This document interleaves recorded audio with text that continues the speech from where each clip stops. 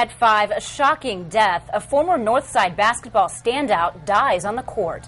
Good evening. I'm Heather Herron. I'm Mark Mellinger. Jerron Lewis was a senior playing for the University of Southern Indiana. During last night's basketball game in Kentucky, Lewis suddenly collapsed. News Channel 15's Glenn Marini joins us now with details on what happened. Yeah, guys, there were just 4 minutes left in last night's game in Kentucky. Lewis was motionless as medics and trainers rushed to his side. He was taken to the hospital where he died. Preliminary autopsy results show that he may have died from a heart condition.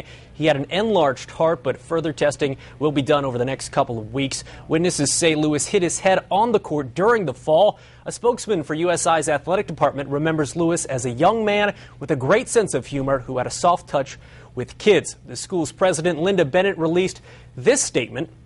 The university community is heartbroken with the passing of this outstanding young man. Jerron was an excellent example of a student athlete who strove to be the best that he could. Our prayers are with Jerron's family in their time of need. Coach Rodney Watson reflects on Jerron's personality. Jerron is our personality.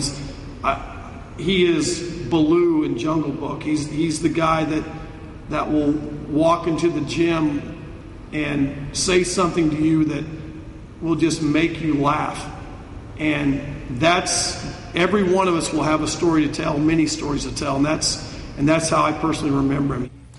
The team is taking the weekend off. Saturdays and Mondays games are canceled. And right now, News Channel 15's Drew Blair continues our team coverage. She joins us live in Studio 15 with reaction from those who knew Jerron best. Well, Glenn, the sudden loss of Jerron Lewis is having a big impact at Northside High School. We caught up with several members of the school's basketball community who remember Lewis for more than his contributions on the court. He's going to be sorely missed, obviously, by his immediate family, but also by his Northside family. Jerron Lewis left a lasting impression on those he touched while at Northside High School, not only through his athletic accolades, but through the person he was. Jerron was one of those great men.